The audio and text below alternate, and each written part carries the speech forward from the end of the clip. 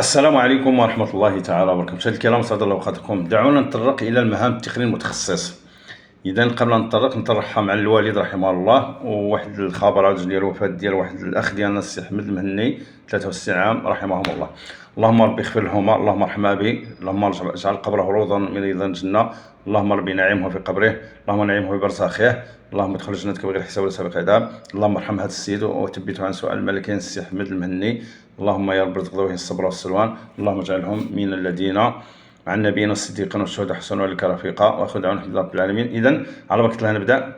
تتعدد مهام التقني المتخصص وتشمل المساهمه في الانشطه الانتاجيه واعداد وانجاز المشاريع التقنيه، مراقبه الاعمال، إدارة المشاريع، وصيانة البنية التحتية في مجال تخصصه. يمكن أن تتضمن المهام أيضا المساعدة في إعداد الميزانيات، استخلاص الرسوم، مراقبة الامتثال للقوانين واللوائح، وإدارة الملفات التقنية. وتختلف طبيعة المهام بناء على التخصص، حيث يشمل التقدير التقني والهندسة المدنية، صيانة الآلات والإشراف على مشاريع البناء، بينما يتولى التقني والمعلوماتية إدارة وصيانة الأنظمة المعلوماتية، ويهتم تقني الصحة بمراقبة جودة المواد والمحلات التجارية.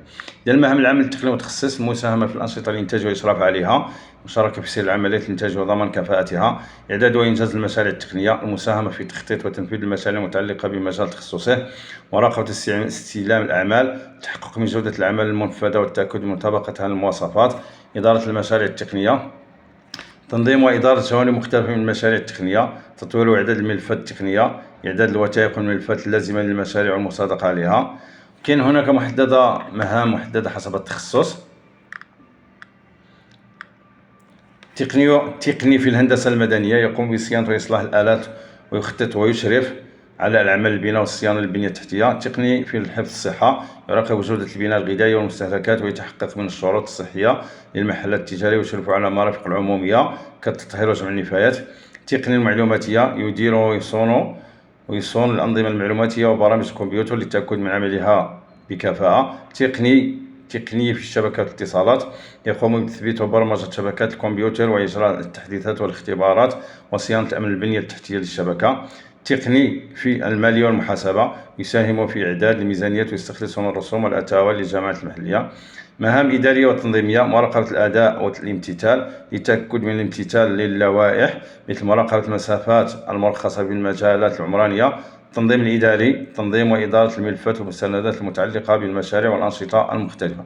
السلام عليكم ورحمة الله تعالى. اللهم اغفر لأبي وارحمه، اللهم اجعل قبره روضا من رياض الجنة، اللهم نعمه في برزخه، اللهم يا ربي تجاوز عنه، اللهم ادخل جنتك بغير حساب ولا سابق عذاب يا رب العالمين، انك على كل شيء قدير ولا حول ولا قوه. اللهم ارحم هذا الاخ ديالنا السي احمد المهني، اللهم اجعل قبره من رضا الجنه، اللهم افتح له باب الجنه يسد ابدا، اللهم قابله بعفوك لا بعدك، اللهم ثبت عن سؤال الملكين، اللهم ادخل جنتك بغير حساب ولا سابق عذاب، اللهم تبدل سيئات حسنات. واخر الحمد لله رب العالمين. اللهم صل ما ننساوش ندعيو الحاج السهلين بوشنايف، اللهم جد على الرحمات، اللهم اجعل قبره روضا من رياض الجنه وارحمه وزد على الرحمات. واخر دعوانا الحمد لله رب العالمين. اللهم صل على سيدنا محمد عبدك ورسولك النبي وعلى اله وصحبه وسلم تسليما. سبحان ربك رب العزه عما يصفون، السلام على المرسلين، الحمد لله رب العالمين.